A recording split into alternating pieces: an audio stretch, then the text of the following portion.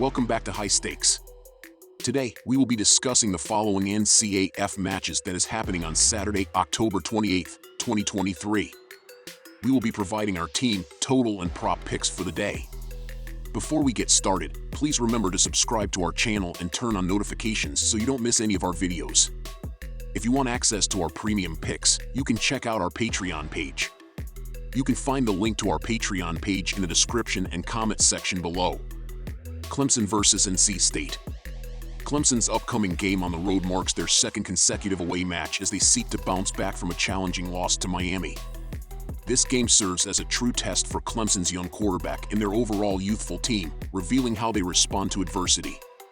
Nevertheless, it's worth noting that they faced a similar test earlier in the season against a strong Florida State team, where they lost in overtime.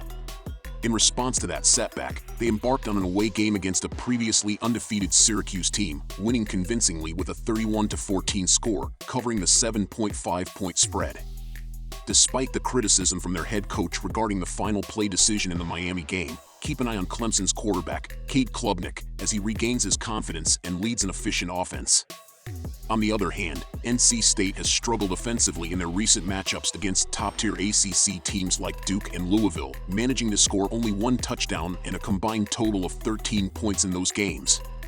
Their season-long statistics also indicate an efficiency deficit with a 36% conversion rate on third downs. Clemson's formidable 7th-ranked defense is likely to pose challenges for NC State's freshman quarterback. Notably, Clemson's defense allows opposing quarterbacks to connect on only 56.8% of their passes, while NC State has a 57.7% completion rate. Furthermore, in their previous meeting last year, NC State managed to rush for a mere 34 yards, and Clemson's defense retains 8 returning starters from that game. Although NC State rotates through 4 different running backs to keep them fresh, it may hinder their ability to establish a rhythm crucial for success. As a result, scoring is expected to be more challenging for the Wolfpack compared to the 20 points they scored in the previous year's encounter between these teams. While Clemson might not be contending for an ACC title, their recent loss to Miami serves as a motivator. Had they won that game, they might have considered overlooking this matchup in anticipation of their game against Notre Dame next week. However, the Miami loss has ignited a fire in Clemson, and they are determined to prove themselves in this game. In this matchup, the Tigers are poised to reassert their identity and secure a double-digit victory, covering the spread. Choose Clemson with a -10-point spread. The book has a pretty good total on this game. The key to this line is the inefficiency of the NC State offense. The young quarterback of the Wolfpack will have the toughest game of his early career this Saturday against an angry Clemson squad. There won't be a ton of scoring opportunities for NC State in this one. Again, look to the games against Louisville and Duke especially. In those games, the Wolfpack scored a combined 13 points. Not much reason to predict they are going to be that much better here. Clemson is definitely going to score in this game.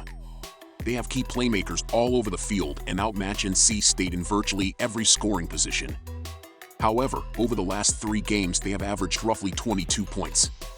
Look for them to do a little better than that here, but nothing astronomical. Furthermore, the Tigers have fumbled more than anyone else in the country and have only made 50% of their field goals. Both these facts lead to a diminished final tally on the board. In the past, these two teams' scores would have obliterated this total to the over side in each of their last 5 contests. The fact that the book has attached a lower number to this match suggests that the value resides in the under. We are banking on the idea that NC State's offense is going to have a long afternoon in this one. Take the under here. Under 44. Next we have Memphis vs. North Texas. In this matchup, Memphis boasts a significantly stronger defense, and I anticipate them securing a comfortable victory by more than a touchdown, effectively covering the 7.5-point spread while playing away. The Tigers have demonstrated their defensive prowess by allowing an average of 22.7 points per game, placing them 51st in the national rankings. Their defensive performance includes an average of 212.3 passing yards and 156.6 rushing yards per game allowed. On the flip side, North Texas has struggled with one of the weakest defenses in the nation, permitting an average of 35.4 points per game, which is the 7th highest in the country. Their defensive statistics reveal an average of 203 passing yards and a concerning 255 rushing yards per game surrendered. In light of these disparities, it's a prudent choice to opt for Memphis to cover the spread when playing on the road. Both of the offenses in this matchup have been very good this season, and I expect plenty of scoring here for this game to hit the over. The Memphis offense ranks 20th in the nation, averaging 35.6 points per game. The passing offense has averaged 266.4 yards per game and 2.1 touchdowns. They've rushed for an average of 149.7 yards per game on the ground. The North Texas offense ranks 25th in the nation, scoring an average of 34.6 points per game. Their passing offense has been good, averaging 290.9 yards per game. Their rushing attack is averaging 179.3 yards per game on the ground. Expect plenty of points in this high-scoring game. Take the over here. Next we have Iowa State versus Baylor. Baylor has secured 2 consecutive victories against Iowa State and has won 3 out of their last 4 meetings.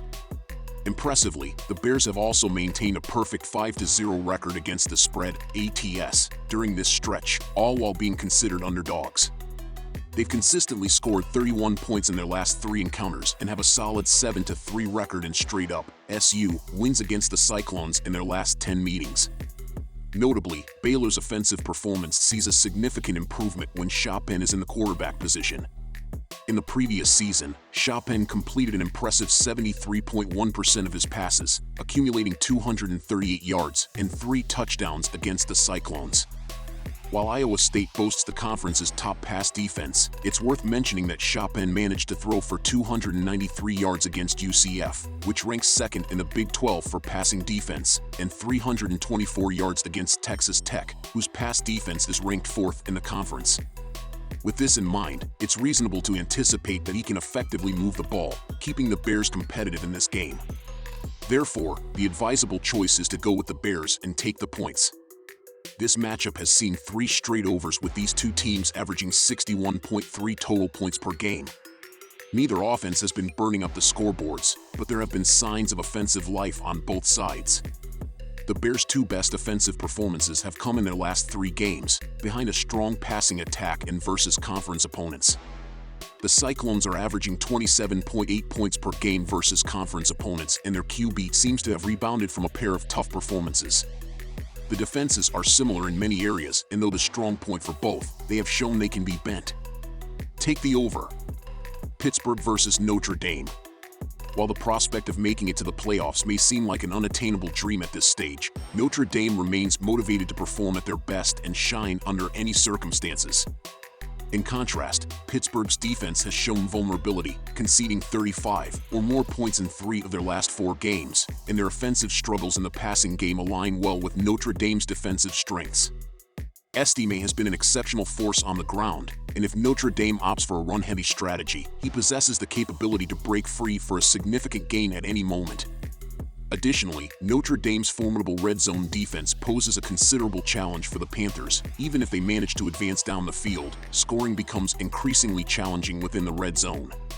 Considering these factors, the wiser choice is to side with Notre Dame, with a point spread of -20.5. There's a realistic scenario in which Pittsburgh doesn't score at all. This will arguably be the toughest defense they face, and their bottom 33rd down rate will surely end many drives prematurely. The path to offense is relatively simple here for Notre Dame, as the Panthers have struggled defending the pass. Once up, I expect the Irish to feed Estime on the ground and grind the clock out while putting together long 7 to 8 minute drives. The Irish surpassed this total by themselves in their last contest, but I wouldn't be surprised to see them put it in cruise control after they get a comfortable lead.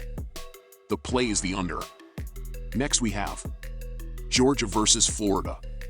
Gatorland is understandably upset about their cherished Gators, 3-4 ATS, being considered as more than a 2-touchdown underdog at the Swamp.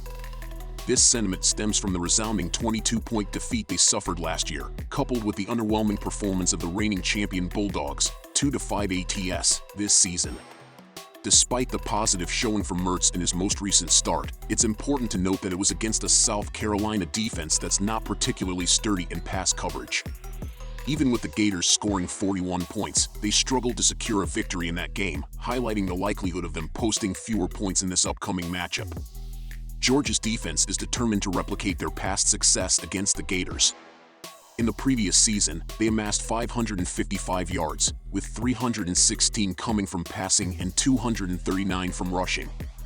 Additionally, they achieved a 6-12 success rate on third down conversions and converted 2 to 3 fourth down attempts in that game. This year's Georgia team exhibits a strong sense of composure, and while there might have been a change in quarterbacks, much of the team's strength remains intact, which spells trouble for the Gators. The prudent choice is to go with the Bulldogs, offering points in their favor. This is the lowest total placed on this matchup in the last 5 meetings, a stretch that saw a 2-2-1 split. Last season, they went over with 62 combined points, and over the last 3 meetings, they have averaged 58.3 points. The over is 4-3 in Georgia's games this season, with the overs all coming in their last 4 games. In that stretch, the Bulldogs averaged 41 points. Florida has a decent defense, but they won't be able to dominate an offense of his stature. They allowed the Gamecocks, the second lowest scoring team in the SEC, to put up 39 last time out. Georgia should be able to crank out enough to put this play in a very good position. Florida will take care of the rest. Take the over,